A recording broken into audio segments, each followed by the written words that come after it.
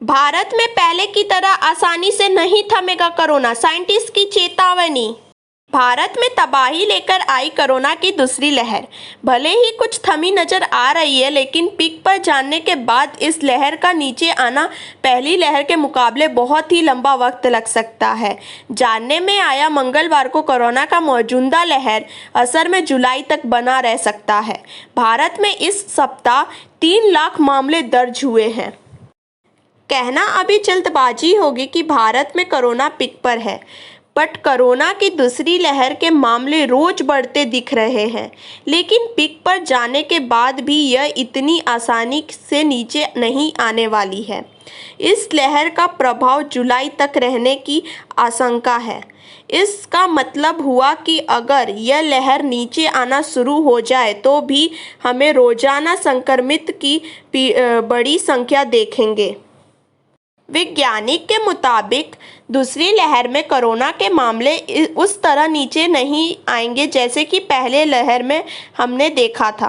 Corona की पहली लहर में हमने लगातार गिरावट देखी थी, लेकिन याद रखें कोरोना की दूसरी लहर में हमने शुरुआत ही बड़ी संख्या के साथ की है। पहली लहर के मुकाबले दूसरी लहर में हमने 4 लाख मामले के साथ शुरू कर रहे हैं, तो ऐसे में इसे नीचे आने में ज़्यादा समय लगेगा। दावा है कि भारत के सामने आ रहे मृत्यु दर का डेटा पूरी तरह से गलत है। वे किसी व्यक्ति, समूह या राज्य के आधार पर डेटा कलेक्ट करने के डिसीजन को गलत नहीं मानते हैं, बल्कि डेटा रिपोर्ट करने के तरीके से नाखुश हैं।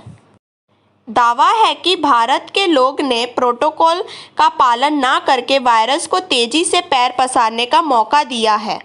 पिछले साल दिसंबर में जब मामले काफ़ी कम हो चुके थे, हमने भारतीयों की मजबूत इम्यूनिटी जैसी बात पर विश्वास करनी शुरू कर दी थी।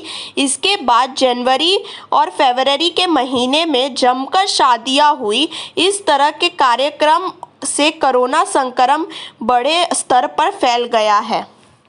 महामारी के बीच चुनावी रैली और धार्मिक आयोजन की वजह से भी दूसरी लहर में मामले ज़्यादा तेजी से बढ़ रहे हैं। वैक्सीन कवरेज को लेकर भी चिंता है। आपको बता दें कि जनवरी और फरवरी में वैक्सीनेट नहीं हो पाए। मार्च के तीसरे हफ्ते में जब मामले बढ़ना शुरू हो गए, तब तक शायद हम 2 लाख लोगों को ही वैक्सीनेट कर पाए हैं।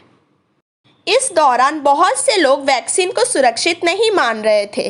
वैक्सीन पूरी तरह से सुरक्षित है और कई राज्यों में वैक्सीन की कमी भी है, पर सभी बड़े देशों ने अपनी आबादी को एक बड़ा हिस्सेदार में वैक्सीनेट किया है और जून तक के लिए वैक्सीन को बुक भी कर ली थी। भारत ने ऐसा नहीं होने दिया। देश से सबसे बड़ी वैक्सीन कंपनी प्राइवेट लिमिटेड है, तो इसलिए अब हम पूरी तरह से प्राइवेट सेक्टर पर निर्भर हो गए हैं और प्राइवेट सेक्टर कभी भी अपनी चैरिटी के लिए ऐसा काम नहीं करता है। भारत बायोटेक और सीरम यूनिवर्सिटी ऑफ इंडिया को धन आवंटित किया गया है। अब दोनों सुविधाओं का विस्तार कर रहे हैं। हालांकि वैक्सीन की उपलब्धता को सामान्य होने में जुलाई तक का समय लग सकता है।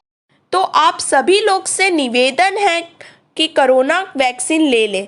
वैक्सीन बनाने में साइंटिस्ट ने खून पसीना एक किया है हमारे लिए, तो प्लीज़ अपने आप को वैक्सीनेट करवाएं। कोरोना गाइडलाइन प्रोटोकॉल का फॉलो करें।